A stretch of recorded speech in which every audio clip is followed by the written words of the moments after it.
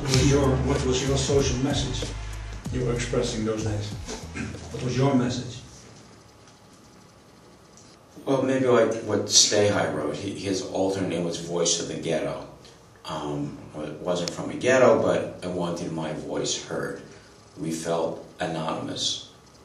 It didn't matter what income you came from or religious background. There's something about the culture of America that you feel like a number. You feel like you're part of the machine, and you're searching for an identity. Not that all machines are bad, but you like to have and resonate with your own individuality.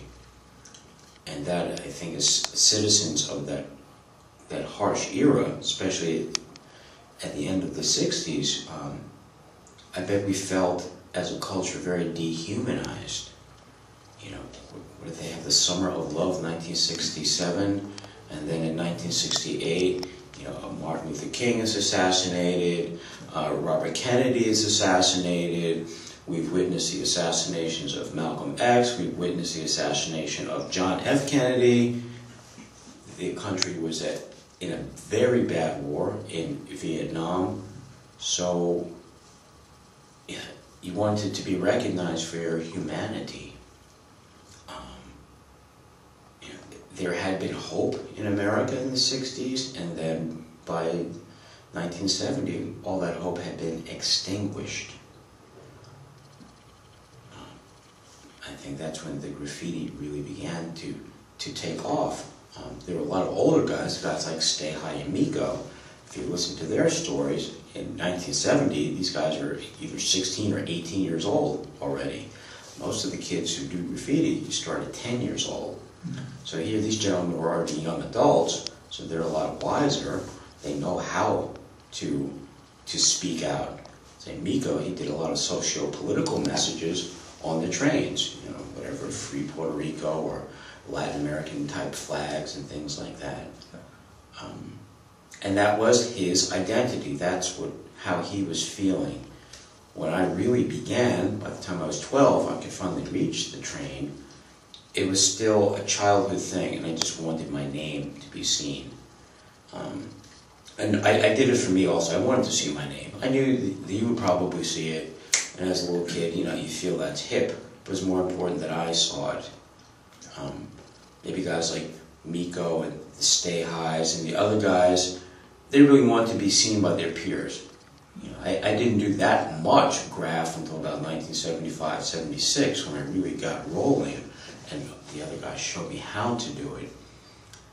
But I primarily did it for me. I didn't do it. I wanted to hear my voice.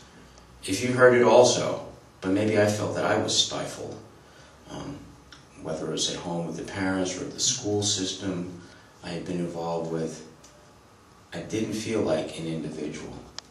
Or I was repressed. I was told not to like the things I liked. Or I was made to feel awkward about the things I liked and wanted to do. Right. Good example, by the time I'm 17, I'm looking to go to university, and my extended family made me feel really bad about not choosing an all-black university. Well, that's really stupid and racist. Why do I want to go to school with all black people anyway? And I went to study forestry, so that I could not find in a black university. And my family made me feel less than. They want to take away my individuality by criticizing and hurting me of what I felt like doing.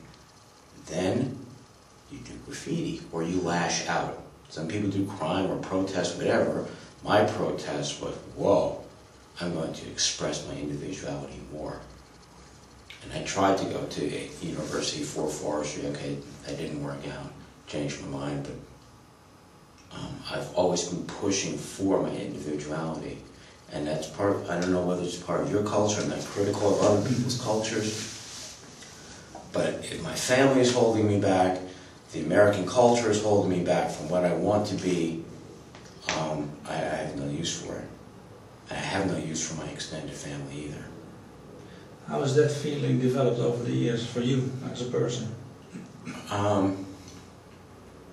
Well, the September 11th thing was really quite interesting, but I've become very cold and dispassionate about popular notions of how we should live in society. I like to work with young people, and I like to paint with pink and blue, and laugh and make jokes.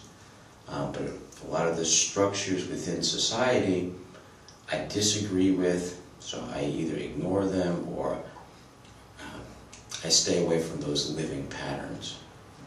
And that, in a way, that has me isolated a bit. Then I'm not involved with people on many different levels, so I kind of just stick with my art. And I follow my art where that takes me in the art world. I'm not going to go fly out to Oklahoma to find out what people are like in Oklahoma. I have no feeling for that. And the kids now, how are their feelings and motives compared to what you did? Was it just same feelings and motives? What we know is graffiti today, it's only a trend, and it's what kids do. It's marketing, a little bit of that. Sure, it's fun to paint walls. That's what we New York guys have done. We expanded the realm of spray painting from the illegal activity on the trains. Now there are murals all over the world. Tasmania, New Zealand, they're great people spraying.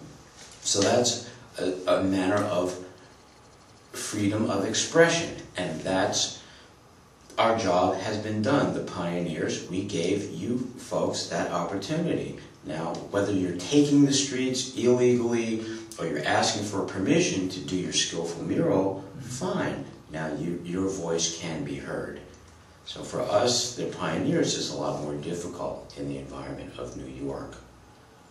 So for me, it's simply an activity. Because if you didn't paint trains in New York in those golden years, so what? You're only copying. And for me to travel and then come to a socialist environment, and there's all this rage and all this protest and and I think, well, you know what? Number one, you're not black. You're not poor, because you actually can have a welfare. You know what that's like, be black or maybe poor. That's why you protest on the trains. It's a different feeling. And actually, when I do the little workshops, I like to show the audience Style Wars or The Crown Juwelen, the Dutch film that's also very well made. And just so one can compare themselves. The graffiti that happened in Holland by the Dutch punks, there was a different motivation. And the motivation stimulus from New York was also different. Then when these things met on the European turf, it blossomed, we'll call it that, in a certain manner. But when you compare the films and the backgrounds, the European environment's a lot softer.